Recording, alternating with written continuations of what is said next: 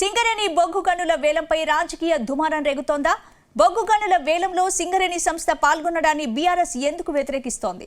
సింగరేణి బొగ్గు గనుల వేలంలో పాల్గొంటే సింగరేణికి లాభమా నష్టమా?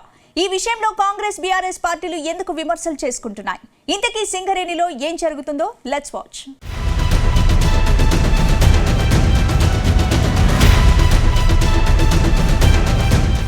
దేశవ్యాప్తంగా బొగ్గు గనుల వేలానికి కేంద్రం సిద్ధమైంది. ఇన్నాళ్లు ఒక్కో నగరంలో బొగ్గు గనుల వేలం నిర్వహిస్తూ వచ్చిన కేంద్రం ఈసారి హైదరాబాద్లో నిర్వహించబోతోంది. కేంద్రం వేలానికి పెట్టిన గనుల్లో సింగరేణి సమీపంలోని శ్రావణపల్లి బొగ్గు గని కూడా ఉంది. అక్కడ 11.99 కోట్ల టన్నుల బొగ్గు గనుల నిల్వనున్నట్లు భూగర్భ సర్వేలో తేలింది. దీంతో ఈ గనిని దక్కించుకునేందుకు సింగరేణి ప్రయత్నిస్తోంది. అందుకోసం తొలిసారి గనుల వేలంలో పాల్గొనాలని భావిస్తోంది. దీంతో అంశం కాస్త రాజకీయ రంగు పులుముకుంది. సింగరేణి బొగ్గు గనుల వేలంలో పాల్గొనడంపై బీఆర్ఎస్ పార్టీ నిప్పులు చెరిగింది.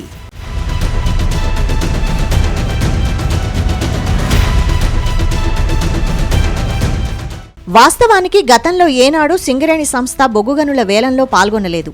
వేలంతో సంబంధం లేకుండా గనులు కేటాయించాలని సింగరేణి కేంద్రాన్ని కోరింది. గతంలో సింగరేణి వేలానికి దూరంగా ఉండడంతో సత్తుపల్లి 3, కోయగూడెం బొగ్గు గనులను ప్రైవేటు బొగ్గు కంపెనీలు దక్కించుకున్నాయి. ఈ నేపథ్యంలో ఎలాగైనా శ్రావణపల్లి గనులను దక్కించుకోవాలని సింగరేణి సంస్థ భావిస్తోంది. ఈ మేరకు రాష్ట్ర ప్రభుత్వాన్ని అనుమతి కోరింది. వేలంలో గనులు దక్కించుకుంటే అక్కడ తవ్వకాలు జరిగి విక్రయించే బొగ్గు విలువలో కనీసం 4% పైగా రాయల్టీని ఆయా రాష్ట్ర ప్రభుత్వాలకు చెల్లించాల్సి ఉంటుంది. ఇదే సమయంలో కేంద్ర బొగ్గు గనుల శాఖ మంత్రి కిషన్ రెడ్డిపై సింగరేణి భారీ ఆశలు పెట్టుకుంది. వేలంతో సంబంధం లేకుండా డైరెక్టుగా గనులు కేటాయించేందుకు కేంద్ర మంత్రి సహకరిస్తే బొగ్గు అమ్మకాలపై స్టేట్ గవర్నమెంట్కు రాయల్టీ రూపంలో చెల్లించే భారం తగ్గుతుందని సంస్థ భావిస్తోంది. ఇప్పుడు ఇదే విషయం అధికార కాంగ్రెస్ బీఆర్ఎస్ మధ్య మాటల యుద్ధానికి దారితీసింది.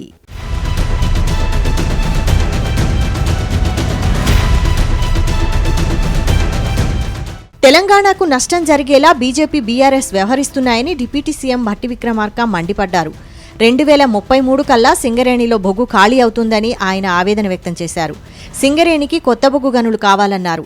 సింగరేణిపై జాగ్రత్త పడకపోతే నిర్వీర్యం అయ్యే ప్రమాదం ఉందన్నారు భట్టి విక్రమార్క.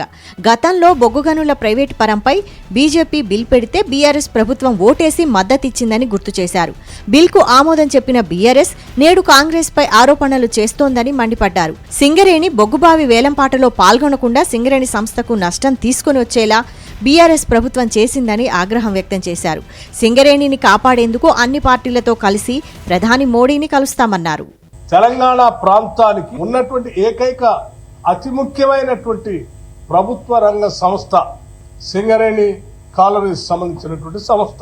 సింగరేణి గనులంటే ఉద్యోగాల గనిగా కూడా మనం అందరం పిలుచుకునేటువంటి పరిస్థితి. ఈ సింగరేణి తెలంగాణ రాష్ట్రానికి తలమానికం కూడా. ఉత్తర గోదావరి పరివాహ ప్రాంతం మొత్తం కూడా పెద్ద ఎత్తున కొన్ని వేల మందికి ఉద్యోగ అవకాశాలు కలిగించేటువంటి ప్రభుత్వ రంగ సంస్థ. 42,000 మంది ఉద్యోగస్తులు నేరుగా పనిచేస్తూ ఉంటే దాదాపు ఇంకొక 26,000 మంది అవుట్ సోర్సింగ్ ద్వారా మరో 50,000 మంది ఉపాధి కూడా పొందుతూ ఉన్నారు. ఇన్ని వేల మందికి ఉద్యోగ అవకాశాలు కల్పించేటువంటి సంస్థ, ఇక్కడ పెద్ద ఆదాయాన్ని చేకూర్చేటువంటి సంస్థ, ఈ రాష్ట్రానికే తలమానికంగా ఉన్నటువంటి ప్రభుత్వ రంగ సంస్థ అయినటువంటి సింగరేణికి సంబంధించిన బొగ్గు గనుల పరిస్థితి బొగ్గు అయిపోతుందా? సింగరేణి విషయంలో కాంగ్రెస్ బీజేపీ కలిసి కుట్ర చేస్తున్నాయని మాజీ మంత్రి కేటీఆర్ మండిపడ్డారు.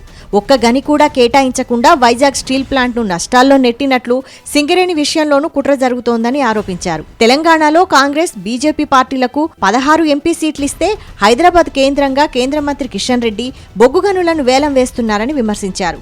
ఏపీలో తెలుగుదేశం పార్టీ 16 పార్లమెంటు సీట్లు గెలవగానే వైజాగ్ స్టీల్ ప్లాంట్ ప్రైవేటీకరణ ఆగిపోయిందన్నారు. గతంలో బొగ్గు గనులను ప్రభుత్వ రంగ సంస్థలకు అప్పగించాలని కేసీఆర్ మోడీకి లేఖ రాశారని గుర్తు చేశారు. ముఖ్యంగా సింగరేణిని కాపాడటం కోసమే కేసీఆర్ బొగ్గు గనుల వేలంలో పాల్గొనలేదని తేల్చి చెప్పారు. తెలంగాణ ప్రజల పక్షాన, సింగరేణి కార్మికుల పక్షాన, సింగరేణి ప్రయోజనాల దృష్ట్యా మేము ఈ నిర్ణయాన్ని వ్యతిరేకిస్తున్నాం. వేలంపాటను ఉపసంహరించుకోవాలని కేంద్ర ప్రభుత్వాన్ని కోరుతున్నాం. దానికి వంతపాడడం ఆపాలని చెప్పి రాష్ట్ర ప్రభుత్వాన్ని కోరుతా ఉన్నాం. ఈ వేలంపాటలో పాల్గొనే ప్రతి ఒక్కరిని కూడా మళ్ళీ చెప్తున్నాం, 4.5 ఏళ్ల తర్వాత మళ్ళీ మేము వస్తాం. వచ్చిన తర్వాత ఈ నిర్ణయాన్ని తప్పకుండా 100% అడ్డుకట్ట వేస్తాం. అందులో ఎవరికి అనుమానం కూడా అవసరం లేదు. ఎందుకంటే మాకు రాష్ట్ర ప్రయోజనాలు ముఖ్యం, జాతి ప్రయోజనాలు ముఖ్యం. 100% అడ్డుకట్ట వేస్తామనే మాట కూడా చెబుతూ ఈ వేలంపాట నుంచి, ఈ నిర్ణయం నుంచి కేంద్ర రాష్ట్ర ప్రభుత్వాలు ఉపసంహరించుకొని తప్పకుండా సింగరేణికి న్యాయం చేయాలని చెప్పి కూడా, అలాంటి డైరెక్ట్ గా చేయాలని చెప్పి కూడా. మొత్తంగా సింగరేణిని కాపాడుకునేందుకు ప్రధానిని కలిసేందుకు సిద్ధమని కాంగ్రెస్ ప్రకటించింది. బొగ్గు నిల్వలు తగ్గిపోతే సింగరేణి వ్యవస్థను నమ్ముకున్న వేలాది కుటుంబాలు అన్యాయానికి గురవుతాయని అంటోంది. చూడాలి మరి సింగరేణి బొగ్గు గనుల వేలం ఎక్కడి దాకా వెళ్తుందో.